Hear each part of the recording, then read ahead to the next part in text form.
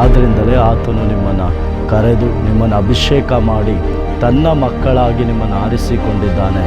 ನಂಬಿಕೆ ದೇವರ ಹೃದಯವನ್ನು ಕರಗಿಸುವಂಥದ್ದಾಗಿದೆ.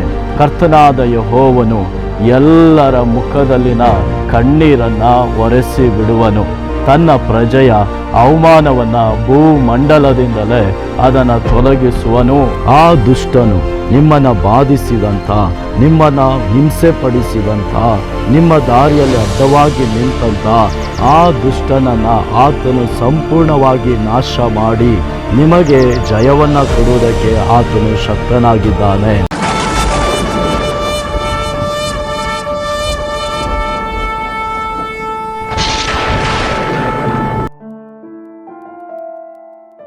ಯೇಸು ಕ್ರಿಸ್ತನ ಪರಿಶುದ್ಧವಾದ ನಾಮದಲ್ಲಿ ನಿಮ್ಮೆಲ್ಲರಿಗೂ ಕೂಡ ಪ್ರಾರ್ಥನೆ ಕೇಳುವಾತನು ಎಂಬುವಂಥ ಕಾರ್ಯಕ್ರಮಕ್ಕೆ ಪ್ರೀತಿಯಿಂದ ಆಹ್ವಾನಿಸುತ್ತೇನೆ.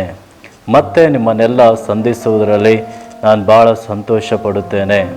ಇವತ್ತು ಕೂಡ ಒಂದು ಸುಂದರವಾದಂಥ ವಾಗ್ದಾನದೊಟ್ಟಿಗೆ ನಿಮ್ಮನ್ನು ಸಂಧಿಸಲು ದೇವರು ಕೊಟ್ಟಂಥ ಈ ಅವಕಾಶಕ್ಕಾಗಿ ನಾನು ದೇವರಿಗೆ ಸ್ತೋತ್ರ ಮಾಡುತ್ತೇನೆ.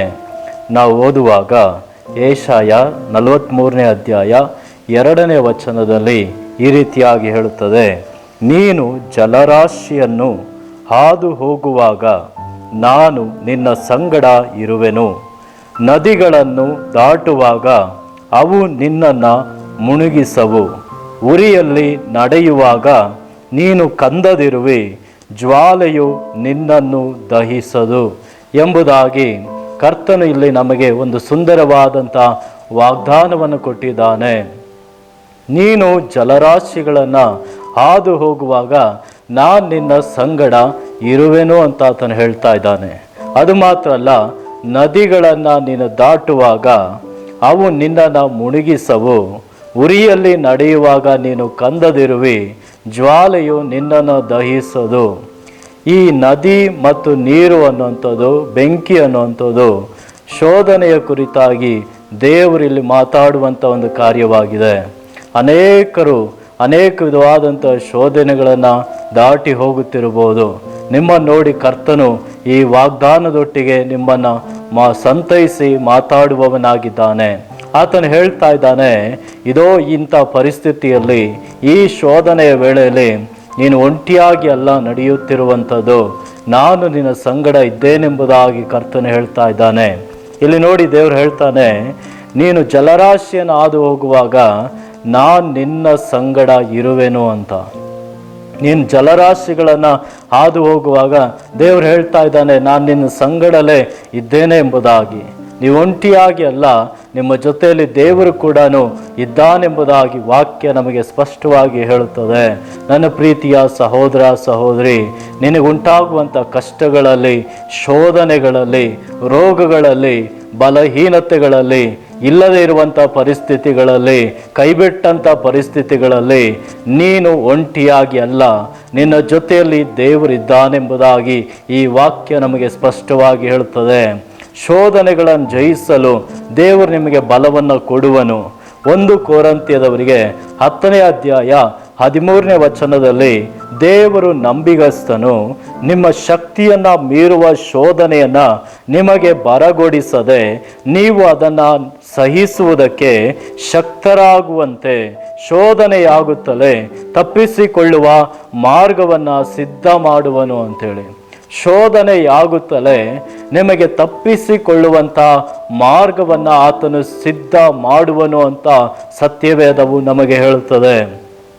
ನಿಮ್ಮ ಶಕ್ತಿಯನ್ನು ಮೀರುವ ಶೋಧನೆಯನ್ನು ನಿಮಗೆ ಬರಗೊಡಿಸದೆ ನೀವು ಅದನ್ನು ಸಹಿಸುವುದಕ್ಕೆ ಶಕ್ತರಾಗುವಂತೆ. ನಿಮ್ಮ ಶಕ್ತಿಗೆ ಮೀರಿದಂಥ ಶೋಧನೆಯನ್ನು ದೇವರು ನಿಮಗೆ ಬರಗೊಡಿಸೋದಿಲ್ಲ.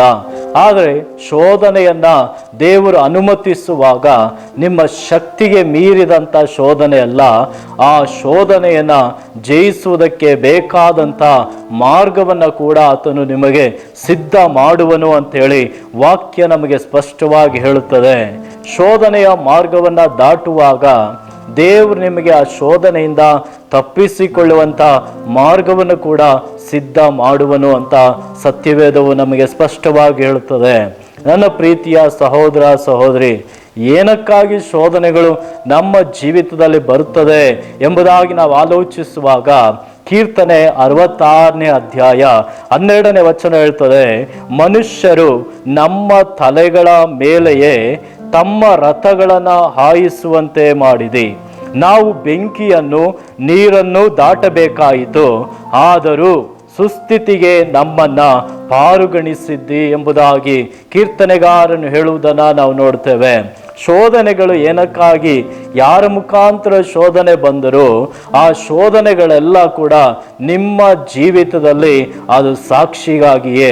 ಕೀರ್ತನೆಗಾರನು ಹೇಳ್ತಾನೆ, ಮನುಷ್ಯರು ನಮ್ಮ ತಲೆಗಳ ಮೇಲೆಯೇ ತಮ್ಮ ರಥಗಳನ್ನು ಹಾಯಿಸುವಂತೆ ಮಾಡಿದೆ, ನಾವು ಬೆಂಕಿಯನ್ನು ನೀರನ್ನು ದಾಟಬೇಕಾಯಿತು ಎಂಬುದಾಗಿ. ಶೋಧನೆಯ ಕುರಿತಾಗಿ ಹೇಳುವಾಗ ಮನುಷ್ಯರ ಮುಖಾಂತರವಾಗಿ ಬರುವಂಥ ಶೋಧನೆ ಕುರಿತಾಗಿ ಕೀರ್ತನೆಗಾರನು ಹೇಳುವಾಗ ಹೇಳ್ತಾ ಇದ್ದಾನೆ, ನಾವು ನೀರನ್ನು ಬೆಂಕಿಯನ್ನೂ ದಾಟಬೇಕಾಯಿತು ಎಂಬುದಾಗಿ. ಶೋಧನೆಗೆ ಇನ್ನೊಂದು ಹೆಸರು ನೀರು, ಬೆಂಕಿ. ಈ ಶೋಧನೆಯನ್ನ ದಾಟಬೇಕಾದಂಥ ಪರಿಸ್ಥಿತಿ ಪ್ರತಿಯೊಬ್ಬರ ಜೀವಿತದಲ್ಲಿ ಕೂಡ ಬರುವಂಥದ್ದಾಗಿದೆ. ಅದು ದೇವರ ಮಕ್ಕಳ ಜೀವಿತದಲ್ಲಿ ಬರುವಂಥ ಶೋಧನೆಗಳಿದೆ ಅಲ್ಲ, ಅದು ಅವರ ಸಾಕ್ಷಿಗಾಗಿಯೇ. ಅದಕ್ಕೇನೆ ಇಲ್ಲಿ ಕೀರ್ತನೆಗಾರ ಹೇಳ್ತಾ ಇದ್ದಾನೆ, ಇದನ್ನ ನಾವು ದಾಟಬೇಕಾದಂಥ ಪರಿಸ್ಥಿತಿ ನಮಗೆ ಉಂಟಾದರೂ ಕೂಡ ನಮ್ಮನ್ನ ನೀನು ಸುಸ್ಥಿತಿಗೆ ಪಾರುಗಣಿಸಿದ್ದಿ ಎಂಬುದಾಗಿ. ನಮ್ಮನ್ನ ಆತನು ಸಾಕ್ಷಿಯಾಗಿ ನಿಲ್ಲಿಸುವುದಕ್ಕಾಗಿಯೇ ಇದನ್ನೆಲ್ಲ ಕೂಡ ಜಯಿಸುವುದಕ್ಕೆ ಬೇಕಾದಂಥ ಬಲವನ್ನ ನಮಗೆ ಆತನು ಅನುಗ್ರಹಿಸುವನು.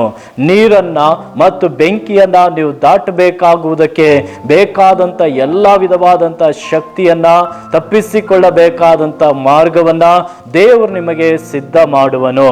1 ಪೇತ್ರ 1ನೇ ಅಧ್ಯಾಯ 7ನೇ ವಚನ ನೋಡಿ, ವಾಕ್ಯ ಹೇಳ್ತದೆ, ಬಂಗಾರವು ನಾಶವಾಗುವಂಥದ್ದಾಗಿದ್ದರೂ ಅದನ್ನ ಬೆಂಕಿಯಲ್ಲಿ ಪುಟ ಹಾಕಿ ಶೋಧಿಸುವುದುಂಟಷ್ಟೇ, ಬಂಗಾರಕ್ಕಿಂತ ಅಮೂಲ್ಯವಾಗಿರುವ ನಿಮ್ಮ ನಂಬಿಕೆಯು ಈ ಕಷ್ಟಗಳಿಂದ ಶೋಧಿತವಾಗಿ ಯೇಸು ಕ್ರಿಸ್ತನು ಪ್ರತ್ಯಕ್ಷನಾಗುವಾಗ ನಿಮಗೆ ಕೀರ್ತಿ, ಪ್ರಭಾವ, ಮಾನಗಳನ್ನು ಉಂಟು ಮಾಡುವುದು ಅಂಥೇಳಿ. ಬಂಗಾರವು ನಾಶವಾಗುವಂಥ ಒಂದು ವಸ್ತುವಾಗಿದ್ದರೂ ಕೂಡ ಅದನ್ನು ಪುಟಕ್ಕೆ ಹಾಕಿ ಶೋಧಿಸುವರು ಎಂಬುದಾಗಿ ವಾಕ್ಯ ಹೇಳ್ತದೆ. ಆ ಬಂಗಾರವನ್ನು ಪುಟಕ್ಕೆ ಹಾಕಿ ಶೋಧಿಸದೆ ಹೋದರೆ ಅದು ಒಂದು ಆಭರಣವಾಗಿ ಮಾರ್ಪಡಲು ಸಾಧ್ಯವಾಗುವುದಿಲ್ಲ. ಅದು ಬೆಂಕಿಯಲ್ಲಿ ಯಾವಾಗ ಶೋಧಿಸಲ್ಪಡ್ತದೋ, ಅದರಲ್ಲಿರುವಂಥ ಎಲ್ಲ ಕಲ್ಮಶಗಳು ತೆಗೆದುಹಾಕಲ್ಪಡ್ತದೋ, ಆಗ ಮಾತ್ರವೇ ಅದನ್ನು ಸುಂದರವಾದಂಥ ಒಂದು ಆಭರಣವಾಗಿ ಮಾರ್ಪಡಿಸಲು ಸಾಧ್ಯ. ಆ ಒಂದು ಬಂಗಾರವನ್ನು ಕರಗಿಸುವುದಕ್ಕೆ ಇಷ್ಟು ಉಷ್ಣಾಂಶ ಅಂತ ಬೇಕಾಗುತ್ತದೆ. ಅಷ್ಟು ಬೆಂಕಿಯಲ್ಲಿ ಅದನ್ನು ಕರಗಿಸುವಾಗ ಮಾತ್ರವೇ, ಅಷ್ಟು ಉಷ್ಣದಲ್ಲಿ ಮಾತ್ರ ಕರಗಿಸುವಾಗ ಮಾತ್ರವೇ ಅದು ಕರಗಿ ಅದು ಒಂದು ಆಭರಣ ರೂಪಕ್ಕೆ ತರಲು ಸಾಧ್ಯ. ಹೆಚ್ಚಾದಂಥ ಶಾಖ ಅಥವಾ ಉಷ್ಣತೆ ಅದಕ್ಕೆ ಉಂಟಾಗುವಾಗ ಅದು ಪೂರ್ತಿಯಾಗಿ ಕರಗಿ ಅದು ಸುಟ್ಟೋಗಿ ಬೂದಿ ಆಗುವಂಥದ್ದಾಗಿದೆ. ಅದು ಯಾವುದಕ್ಕೂ ಕೂಡ ಪ್ರಯೋಜನಕ್ಕೆ ಬರೋದಿಲ್ಲ. ಅದೇ ರೀತಿಯಾಗಿ ಬಂಗಾರವು ಅದು ಅಮೂಲ್ಯವಾದಂಥ ಒಂದು ವಸ್ತು, ನಾಶವಾಗುವಂಥ ಒಂದು ವಸ್ತುವಾಗಿದ್ದರೂ ಕೂಡ ಅದನ್ನು ಅಮೂಲ್ಯವಾದಂಥ ಒಂದು ಆಭರಣವಾಗಿ ಮಾರ್ಪಡಿಸಲು ಅದನ್ನು ಒಂದು ಉಷ್ಣದಲ್ಲಿ ಅದನ್ನು ಕರಗಿಸುವುದಕ್ಕೆ ಇಡುತ್ತಾರೆ. ಅದರಂತೆ ನಮ್ಮ ನಂಬಿಕೆ ಕೂಡ ಬಂಗಾರಕ್ಕಿಂತಲೂ ಅಮೂಲ್ಯವಾದದ್ದು ಅಂತ ಸತ್ಯವೇದ ಹೇಳ್ತದೆ. ನಾವು ದೇವರ ಮೇಲೆ ಇಟ್ಟಿರುವಂಥ ನಂಬಿಕೆಯನ್ನ ದೇವರು ಪರೀಕ್ಷಿಸುವಂಥವನಾಗಿದ್ದಾನೆ. ಆ ಪರೀಕ್ಷೆಯಲ್ಲಿ ನಾವು ಯಾವ ರೀತಿಯಾಗಿರ್ತೇವೆ ಅನ್ನುವಂಥದ್ದನ್ನು ದೇವರು ಶೋಧಿಸುವವನಾಗಿದ್ದಾನೆ.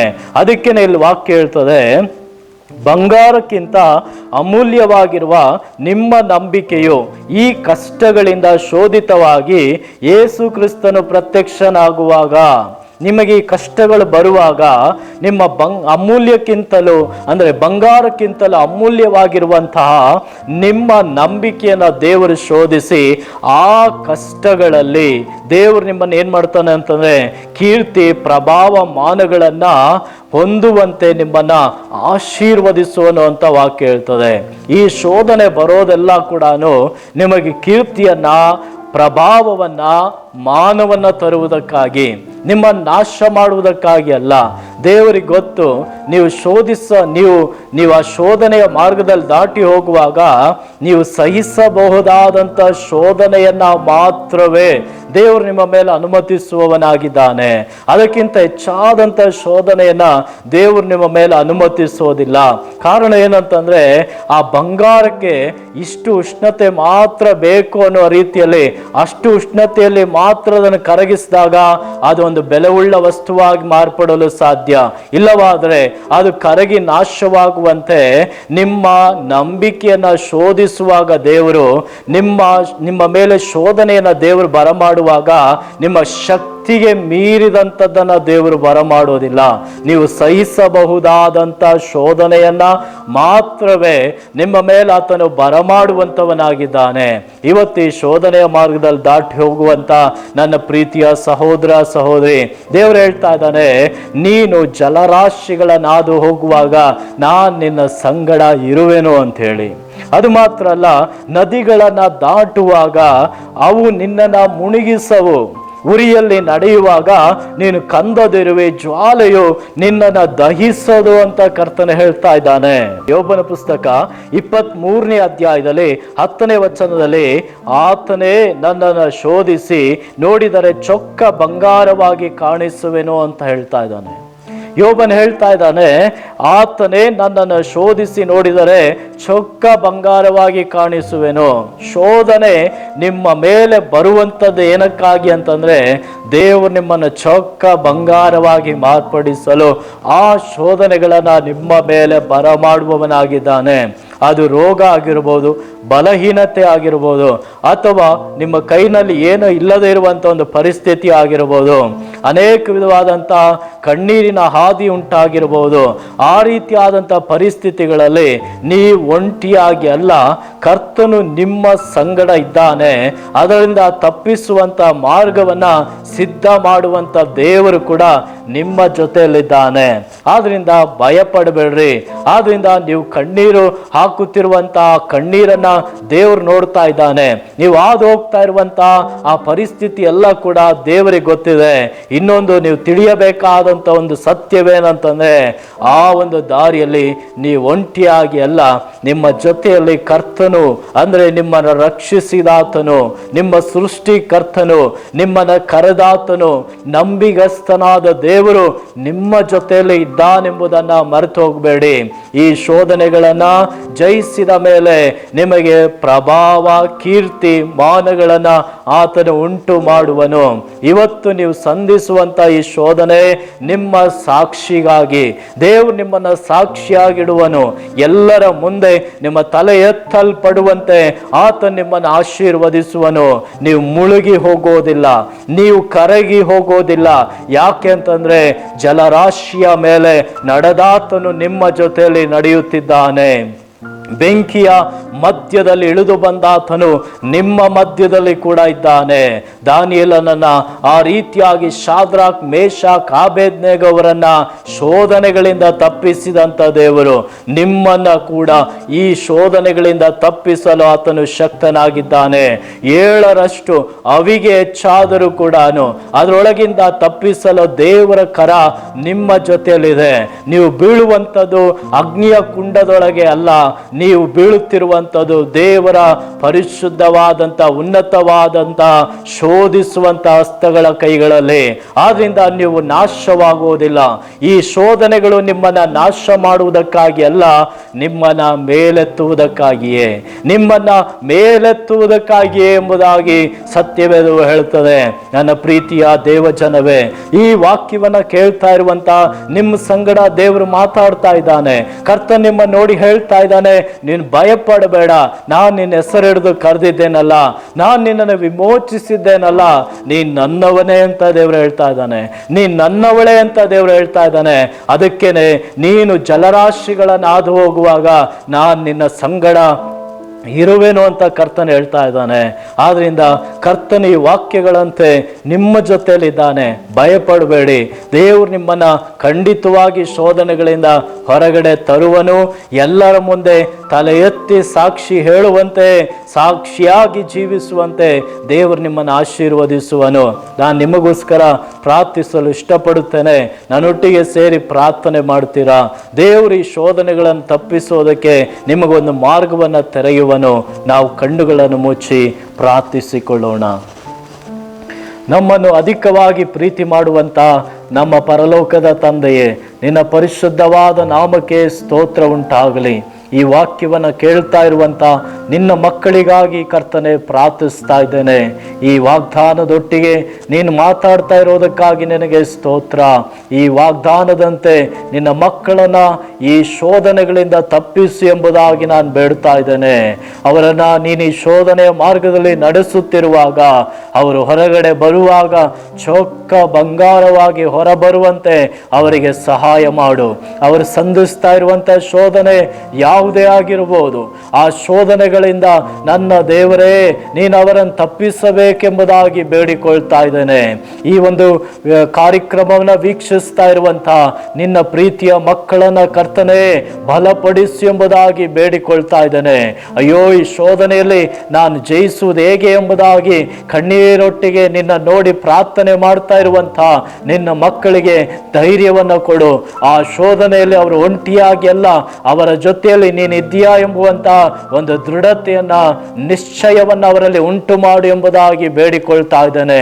ಈ ವಾಕ್ಯ ಕೇಳ್ತಾ ಇರುವಂತ ಪ್ರತಿಯೊಬ್ಬರಲ್ಲಿ ಕೂಡ ದೇವರು ನನ್ನ ಸಂಗಡ ಇದ್ದಾನೆ ಎಂಬುವಂತ ಒಂದು ಆತ್ಮವಿಶ್ವಾಸ, ಧೈರ್ಯ, ದೃಢತೆ ಉಂಟಾಗುವಂತೆ ಪ್ರಾರ್ಥಿಸ್ತಾ ಇದ್ದೇನೆ.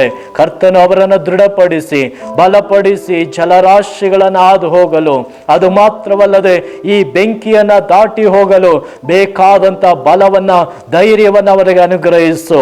ಮನುಷ್ಯರಿಂದ ಉಂಟಾಗುವಂತಹ ಶೋಧನೆಗಳನ್ನು ಜಯಿಸುವಂತಹ, ಸೈತಾನನಿಂದ ಉಂಟಾಗುವಂತಹ ಶೋಧನೆಗಳನ್ನು ಜಯಿಸುವಂತಹ, ಅದು ಮಾತ್ರವಲ್ಲ ನಿನ್ನ ಕಡೆಯಿಂದ ಬರುವಂತಹ ಶೋಧನೆಯನ್ನು ಕೂಡ ಜಯಿಸುವುದಕ್ಕೆ ಬೇಕಾದಂಥ ಬಲವನ್ನ ನಿನ್ನ ಮಕ್ಕಳಿಗೆ ಅನುಗ್ರಹಿಸು ಎಂಬುದಾಗಿ ಬೇಡಿಕೊಳ್ತಾ ಇದ್ದೇನೆ. ಈ ಪ್ರಾರ್ಥನೆಯನ್ನು ಕೇಳ್ತಾ ಇರುವುದಕ್ಕಾಗಿ ನಿನಗೆ ಸ್ತೋತ್ರ. ಪ್ರಾರ್ಥನೆ ಕೇಳಿ ಒಬ್ಬೊಬ್ಬರನ್ನ ಮುಟ್ಟಿ ಅವರನ್ನು ಧೈರ್ಯಪಡಿಸಿ ಬಲಪಡಿಸ್ತಾ ಇರುವುದಕ್ಕಾಗಿ ಸ್ತೋತ್ರ. ಮಹಿಮೆ ಎಲ್ಲ ನಿನಗುಂಟಾಗಲಿ. ಯೇಸು ಕ್ರಿಸ್ತನ ನಾಮದಲ್ಲಿ ಈ ಪ್ರಾರ್ಥನೆಯನ್ನು ಅಡ್ಡಬಿದ್ದು ಬೇಡುತ್ತೇವೆ ನಮ್ಮ ಪರಲೋಕದ ತಂದೆಯೇ. ಆಮೇನ್, ಆಮೇನ್. ದೇವರು ನಿಮ್ಮನ್ನು ಆಶೀರ್ವದಿಸಲಿ. ದೇವರು ನಿಮ್ಮ ಸಂಗಡ ಇದ್ದಾನೆ. ನೀವು ಒಂಟಿಯಾಗಿ ಅಲ್ಲ, ದೇವರು ಆ ಜಲರಾಶಿಗಳನ್ನು ಹಾದು ಹೋಗುವಾಗ ನಿಮ್ಮ ಸಂಗಡ ಇದ್ದಾನೆ. ಬೆಂಕಿಯಲ್ಲಿ ನಡೆಯುವಾಗ ಆತನು ನಿಮ್ಮ ಜೊತೆಯಲ್ಲಿ ನಡೆದು ಬರುತ್ತಿರುವನು. 7ರಷ್ಟು ಅವಿಗೆ ಹೆಚ್ಚಾದರೂ ಕೆಂಪು ಸಮುದ್ರ ಮುಂದಾದರೂ ನಿಮ್ಮನ್ನು ಅದರಿಂದ ತಪ್ಪಿಸಲು ದೇವರು ಶಕ್ತನಾಗಿದ್ದಾನೆ. ದೇವರು ನಿಮ್ಮನ್ನು ಆಶೀರ್ವದಿಸಲಿ. ಆಮೇನ್.